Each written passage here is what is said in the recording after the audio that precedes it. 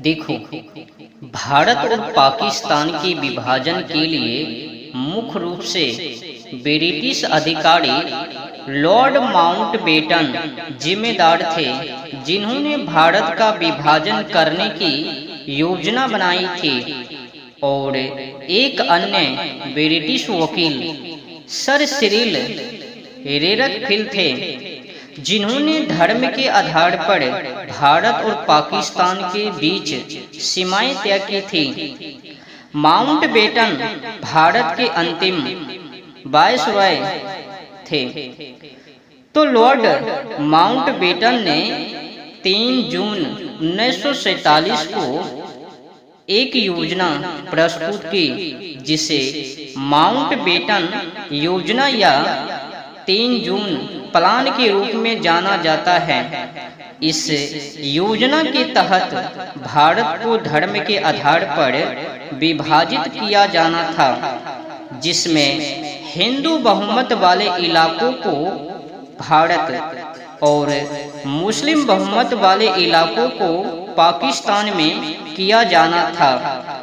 सीमाएं तय करने का ब्रिटिश वकील सर सिरिल रेडक्लिफ को सौंपा गया था, जिन्होंने पंजाब और बंगाल प्रांतों के विभाजन की रेखा खींची थी, जिसे रेडक्लिफ रेखा कहा जाता है।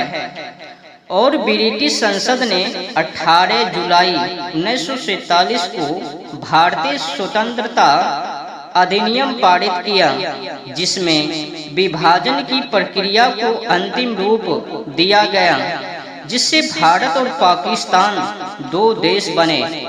तो आपने कुछ पिटोरा प्रस्तुत सुनी लिया कि भारत और पाकिस्तान के बीच किसने टांग अड़ाया, किसने बांटा और क्यों बांटा, उससे क्या जाता, पाट कर चले गए।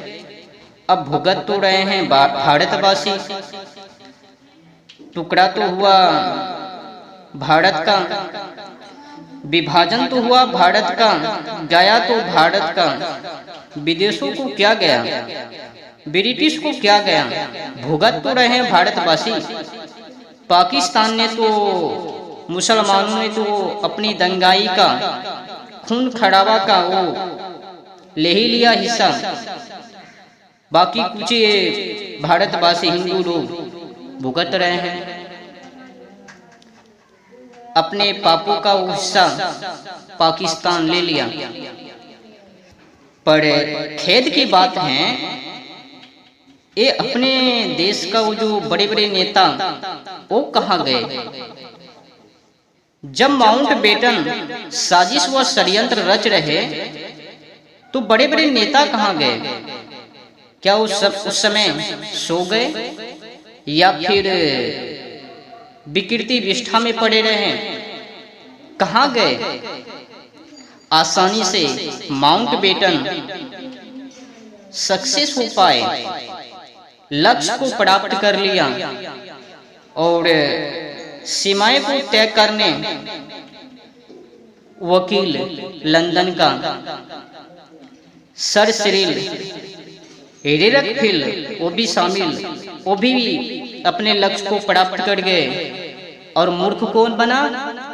मोहम्मद अली जिन्ना, बड़े बड़े नेता। और हम लोग क्या गा रहे हैं? हमारा देश आजाद हो लिया, अंग्रेजों से छुटकारा पा लिया। 14 और 15 अगस्त के रात्रि में क्या सब कुछ हुआ, मूर्खों को शायद पता होवे, तो पर भी मूर्खता पूर्वक आजादी का जश्न मना रहे हैं, स्वतंत्रता दिवस मना रहे हैं। पाखंडियों की इस देश में कमी नहीं है। आपको पता है, उसी आजादी के नाम पर लगभग में 10 लाख से अधिक लोगों का नरसंहार, हिंदू माँ बेटियों को नोचा गया, उनको बलात्कार किया गया, रेप किया गया, कुछ को बेचा गया। दोनों तरफ से हिंसा, नरसंहार, केवल एक ही तरफ से नहीं, दोनों तरफ से। लेकिन अधिकतर लोग हिंदू ही मारे गए। नरसंहार तो ऐसे तो दोनों की तरफ से, पर बढ़ चढ़कर हिंदुओं का नरसंहार। और हम लोग तो कुछ भी मना रहे हैं। भारत से एक अलग देश पाकिस्तान का निर्माण हो लिया।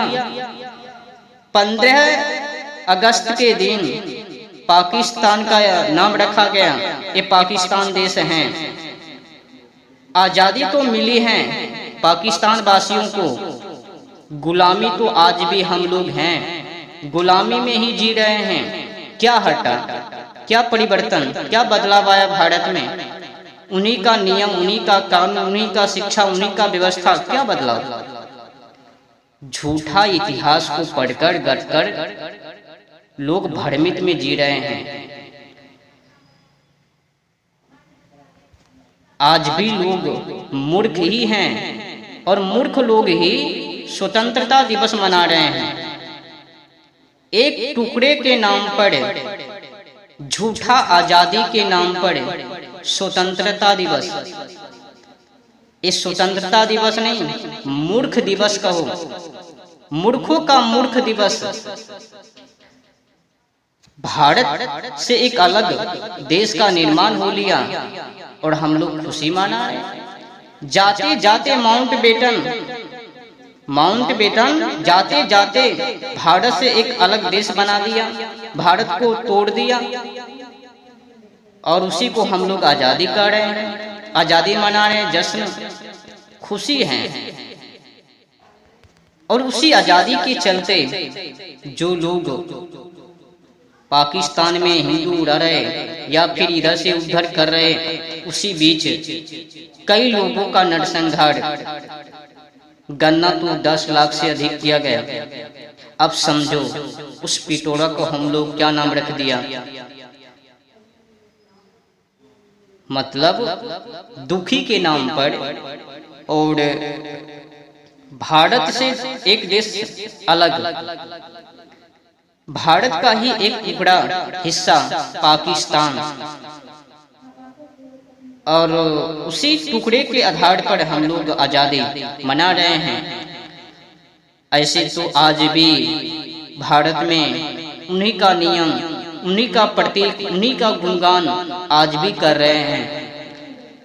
स्वतंत्रता दिवस के अवसर पर इस देश में पहला नंबर जॉर्ज पंचम के सम्मान में लिखा गया, गाया गया गान, राष्ट्रीय गान, जिसे हम लोग आदर्श मान रहे हैं, वो भी गान गोरा अंग्रेज के सम्मान में ही है, जॉर्ज पंचम और उनकी पत्नी मेरी के ही सम्मान में। क्या अड़ाया, कानून भी देख लो, भारतीय दंड संहिता, Indian penal code. Lord Macaulay ने, टीबी लॉर्ड मेकाले ने जो व्यवस्था विद्यालय के अंदर किया, जो शिक्षा को पारित किया, वो आज भी पढ़ा है और उसी शिक्षा को पढ़ा रहे हैं। और जो व्यवस्था लड़का लड़की को एक ही रूम में